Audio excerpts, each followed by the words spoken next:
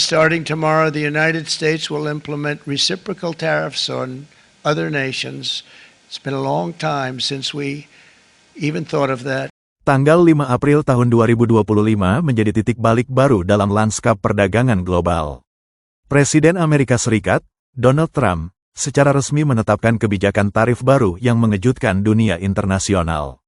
Dengan nada keras dan penuh keyakinan, Trump mengumumkan bahwa Amerika akan mengenakan tarif impor terhadap sejumlah negara, termasuk Indonesia, dalam upaya yang disebutnya sebagai langkah untuk melindungi industri domestik dan memperbaiki keseimbangan neraca perdagangan yang dianggap timpang. Kebijakan ini tidak datang tiba-tiba. Sejak masa kampanye, Trump telah menyuarakan retorika America First, dengan menekankan pentingnya melindungi produk-produk dalam negeri dari banjir barang impor murah yang berasal dari negara-negara yang ia anggap telah menikmati keuntungan besar dari pasar Amerika tanpa memberi imbal balik yang sepadan. Salah satu alasan mendasar mengapa Indonesia kini masuk dalam daftar negara yang dikenai tarif tinggi adalah karena statusnya yang telah berubah di mata Amerika Serikat. Pada tahun 2020, Kantor Perwakilan Dagang AS secara resmi mencabut status Indonesia sebagai negara berkembang dalam konteks perdagangan internasional. Langkah ini memiliki konsekuensi besar, karena artinya Indonesia tidak lagi berhak mendapatkan perlakuan khusus dan keringanan bea masuk seperti sebelumnya, yang selama bertahun-tahun menjadi nafas utama bagi pelaku ekspor nasional ke pasar Amerika. Dengan status barunya sebagai negara maju, meskipun kenyataannya Indonesia masih menghadapi berbagai tantangan ekonomi domestik, produk ekspor dari tanah air seperti tekstil, furnitur, karet, dan kopi, yang selama ini menjadi primadona ekspor non-migas, kini harus bersaing dengan tarif yang jauh lebih tinggi, menantang daya saing dan ketahanan industri dalam negeri. Langkah sepihak Amerika tentu tidak dibiarkan begitu saja oleh rival dagang terbesarnya, China. Dalam waktu singkat, Beijing mengumumkan serangkaian kebijakan balasan yang sama tajamnya. Seperti dilaporkan oleh Kumparan, pemerintah China langsung menetapkan tarif yang sama sebesar 34% untuk berbagai produk asal Amerika Serikat yang masuk ke pasar domestiknya, sebuah respons yang bukan hanya simbolik tetapi juga strategis. Namun, langkah yang lebih mengejutkan adalah ketika China memutuskan untuk membatasi ekspor rare earth, sekelompok logam tanah jarang yang sangat krusial bagi sektor teknologi tinggi, mulai dari baterai kendaraan listrik, semikonduktor, hingga sistem persenjataan canggih milik Amerika. Langkah ini dianggap sebagai pukulan telak bagi Amerika karena China merupakan produsen terbesar rare earth di dunia.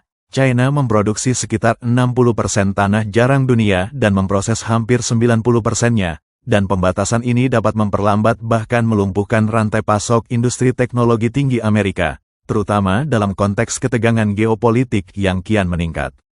Pertarungan tarif antara Amerika dan China ini bukan sekedar adu kebijakan dua negara besar. Ibarat dua gajah yang bertarung, rumput di tengah ikut terinjak. Dan Indonesia, yang secara geografis dan ekonomi berada di titik strategis kawasan Indo-Pasifik, tidak mungkin lolos dari dampaknya. Di tengah tekanan dari kebijakan Amerika yang kian proteksionis, dan langkah balasan China yang mengguncang rantai pasok global, Indonesia justru berada dalam posisi paling rentan namun juga paling berpotensi. Karena ketika dua kekuatan besar saling dorong dalam urusan tarif dan dominasi ekonomi, negara-negara berkembang seperti Indonesia seringkali terjebak di tengah, menjadi korban dampak tidak langsung, namun juga bisa menjadi alternatif baru dalam lanskap perdagangan dunia. Sebelum tarif diberlakukan, Indonesia menikmati posisi strategis dalam perdagangan internasional. Pada tahun 2024 saja, neraca perdagangan Indonesia mencatat surplus yang sangat sehat sebesar 31,04 miliar dolar AS. Angka ini sebagian besar ditopang oleh sektor non-migas yang mencetak surplus hingga 51,44 miliar dolar, menjadi bukti betapa kuatnya sektor manufaktur dan agrikultur Indonesia dalam menembus pasar ekspor global. Amerika Serikat menjadi salah satu pasar utama, dengan ekspor produk-produk seperti tekstil, furnitur, dan kopi mendominasi pengapalan ke negeri Paman Sam. Namun, dengan tarif baru yang mulai berlaku, posisi itu goyah. Produk Indonesia akan menjadi lebih mahal di pasar Amerika Serikat, kehilangan daya saingnya terhadap negara-negara lain yang tidak terkena tarif. Ini akan berdampak langsung pada volume ekspor yang kemungkinan besar menurun secara signifikan, menyebabkan terganggunya rantai pasok di sektor industri padat karya, dan pada akhirnya berujung pada potensi pengurangan tenaga kerja, terutama di kalangan usaha kecil dan menengah yang selama ini menjadi tulang punggung ekspor Indonesia. Namun seperti pepatah lama mengatakan, di balik setiap krisis, selalu ada peluang. Dan saat dua raksasa dunia saling bertarung tarif, negara-negara berkembang seperti Indonesia sebetulnya punya peluang untuk menjadi jalur alternatif, tempat produksi baru, dan mitra dagang strategis bagi negara-negara yang ingin menjauh dari ketergantungan terhadap China maupun Amerika. Tapi persoalannya tidak sesederhana itu. Ekonomi Indonesia saat ini sedang tidak dalam kondisi yang ideal. Sejak awal 2025, IHSG terus merosot, menandakan kepercayaan pasar terhadap stabilitas ekonomi dalam negeri yang mulai goyah. Investor asing mulai menarik modalnya, melihat ketidakpastian kebijakan dan lemahnya komunikasi ekonomi dari pemerintahan baru. Di bawah kepemimpinan Presiden terpilih Prabowo Subianto, banyak analis mempertanyakan kesiapan tim ekonomi yang ditunjuk. Beberapa keputusan strategis dinilai kurang berbasis data, lebih politis daripada teknokratis, dan hal ini memperbesar kekhawatiran para pelaku pasar. Kebijakan fiskal belum jelas, defisit anggaran membayangi, dan arah transformasi industri masih belum sepenuhnya terpetakan. Belum lagi disahkannya RUU TNI yang memberi peran lebih besar militer di ranah sipil, termasuk potensi keterlibatan TNI dalam urusan industri dan keamanan ekonomi.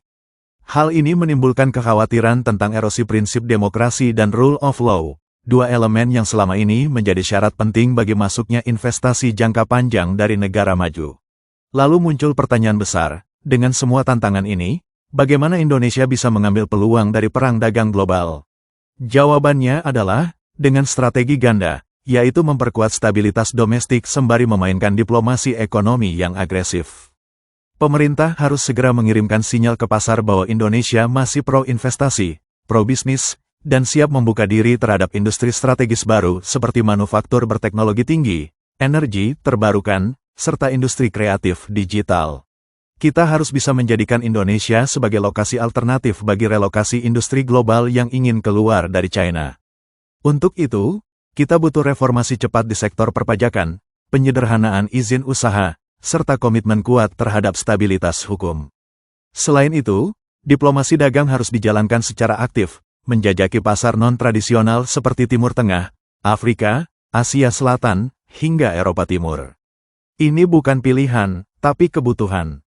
Karena jika kita gagal bertindak sekarang, maka bukan hanya peluang yang hilang, tapi juga kepercayaan dunia internasional terhadap Indonesia sebagai kekuatan ekonomi regional yang kredibel dan stabil. Perang dagang antara dua raksasa dunia, Amerika dan China, bukan hanya soal angka-angka atau tarif perdagangan. Ini adalah pertarungan ideologi ekonomi dan dominasi global. Dan Indonesia, yang terletak di antara dua kekuatan besar ini, tidak bisa hanya menjadi penonton.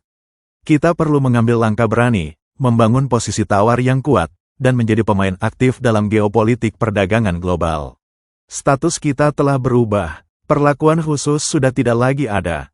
Kini saatnya bagi Indonesia untuk membuktikan bahwa kita layak berdiri sejajar di panggung dunia, dengan strategi yang matang, diplomasi yang cerdas, dan keberanian untuk mengambil peluang di tengah badai.